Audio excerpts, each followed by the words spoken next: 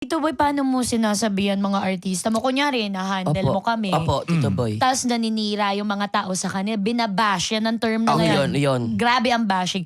How do you handle this, ikaw personally, or your talents? What do you say to them? Unique ang problema ng bawat isa. Di ba? Halimbawa, kayong dalawa kilala ko. I know your stories to a certain extent, no, to a certain point.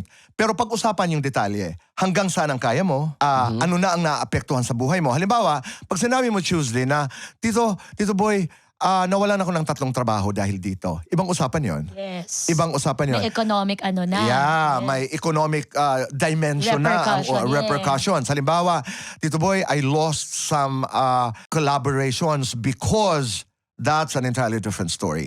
Pero kung halimbawa, sasabihin ni Buboy sa akin, Tuboy, pwede ba, ano bang gagawin ko dito? Kasi wala akong ingay ngayon. Patulang ko kaya ito? Let's be very honest. Apo. Sabi ko, anong patol? Kung ang patol mo ay katuwaan din lang, baka pag-usapan natin. Tingnan natin kung paano.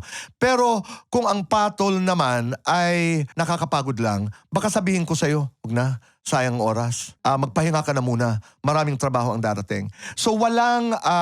there is no magic pill. There is no silver bullet to solve bashing. But generally, when you go to bashing, it's an entirely different story. Bashing, ako talaga hindi. Yung parang, let it go.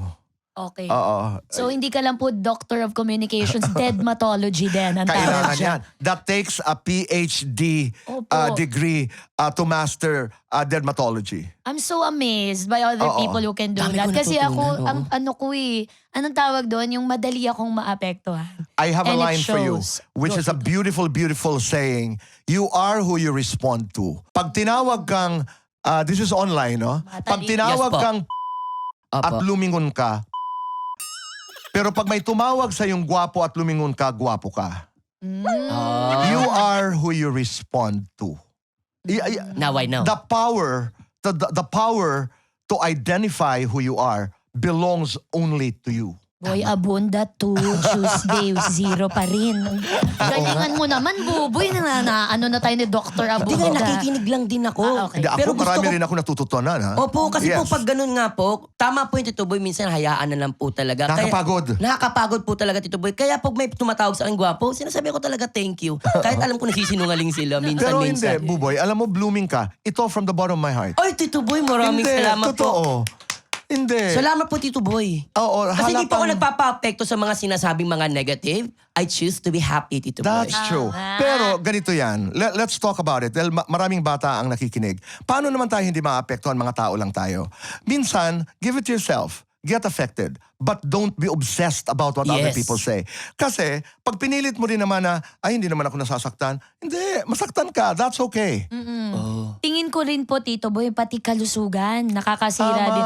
Kasi po lahat ng repressed emotions, Yes. if you don't stand up for yourself, you don't say, oops, tama na, wag na kayong ganyan. Yung in effect, yung anger mo, yung lahat ng nararamdaman, you keep it bottled inside. And Right. based on the research recently, most autoimmune diseases come from repressed emotions. And it's inflicting women more than men. So kung chismosa ang babae, babae din ang ayaw magsabi ng totoong nararamdaman, totoong nakikita. Minsan may ganon. So mag-ingat din tayo dahil nakakamatay na pala ang Grabe. chismis, Tito Tama. Boy. Tama. I would Nakakamatay. agree. I would agree. Parang may naisabihin si Kasi po, Vice Tito Boy, Chair. gusto ko lang po sanang itanong din po sa inyo, Tito Boy, na paano po ba nabago ang chismis culture, lalo na po ngayon may social media? Ay, nako. Oo. Imagine... Kasi po, Tito Boy, di ba po, parang ngayon, everyone can message you and comment you. Pero So sad. double-edged yan, ha? Oo.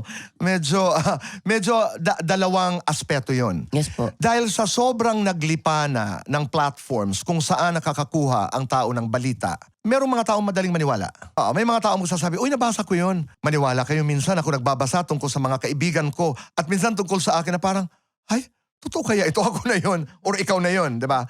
Ang advantage is sa sobrang dami, the power is diminished. Na para bagang, there is this cultural pivot now na sinasabing nanggaling sa online, di naman totoo. Magtanong ka. I mean, i-research mo muna. Fact check. Oo, mag-check ka muna kung totoo. So dalawa yon. napaka-powerful dahil napakabilis ng pagkalat. But also in terms of credibility, people, lalo na yung mga nanonood sa atin, Yes po. alam din nila na, teka muna, parang hindi totoo ito. So mas discerning. Mhm. So nag-iisip na ang tao ngayon. Dalawa yun. And we have to be aware of that. Naniniwala ako na merong klase ng chismis na kayang palampasin. Na para bagang ibalato mo na yan. Mhm. Mapapagod ka lang. Parati nating sinasabi yon. Pero merong klase ng chismis na kailangan patulan. Ano yun, Tito yun Boy? nga. Yun nga, yung nakakasira na sa'yo. Yun na. Oo. Lalo na pagmahal mo rin. Tanong doon na pagpasok ng social media, wala. Sumabog na. Mm-mm. Kaya mas importante na nag-uusap ang mga anak at mga magulang. Okay po. Importante na naghahawakan. You know what I'm trying to say? Yes po. Importante na nakikita mo ang mata ng iyong anak, ng iyong kapatid. The personal relationships, yung pagsasama-sama, napakamahalaga. Kasi ngayon, uso na talaga na camera na lamang, ay Yes po. FaceTime, iba. Iba pa rin yung Personal. naririnig mo ang boses ng nanay, naririnig mo ang tono nung galit ang kapatid, iba ang galit na yun. Galit yun na may pagmamahal. So, even the essence of relationships has exponentially changed. Ang ganda kasi dapat tayo na binibigyan tayo ng ganitong platform, Tito Boy, when we get to reach out to a lot of people, maraming nakikinig. Oportunidad na to para ikalat natin kung ano man yung alam natin na maganda. Kasi ang dami nating nai-impluwensya ang buhay. If you see the comments in your honor, by the way, thank you po pala Opo, ulit thank you sa mga mga nag-comments. magagandang komento nyo po, no? Appreciate po namin. Bukod sa natutuwa sila, entertaining ang ginagawa natin, Tito Boy, marami po kaming kagaya nyo po na mga guests na nabibigyan po nila ng liwanag, yung mga akala nating ordinaryong bagay, kagaya ng chismis. Toto po. Akalain mong na-learn ko ang dichotomy dahil sa today, Yes po, nasa Madam pinag-uusapan sa chismis. Hindi ko rin alam actually kung anong ibig sabihin nito. Pinaper ko ano, Tito Boy. Kumbaga, ang point dito is hindi lang to basta usapang mundane or ordinaryo.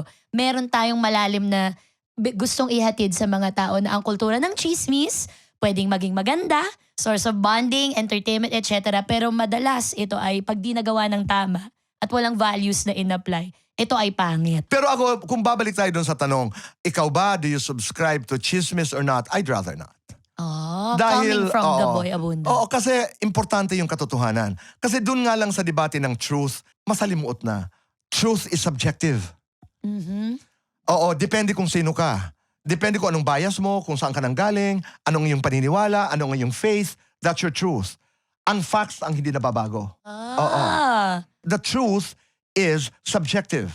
Oo nga. Depende sa pananaw nung Ang nagsasabi. katotohanan, nung nag-asawa ang anak ni nanay, para kay nanay, iba. Para sa akin, iniwanan ako ng aking anak. Mm. Meron namang magsasabi ang katotohanan doon ay ini-express lamang ng kanyang anak ang pagmamahal. We're talking about truth. Mhm. Oo, but truth based on facts is impregnable. Yes. I'm pregnant. Oo. Impregnant. Boy, zero pa rin. Boy, Abunda 5.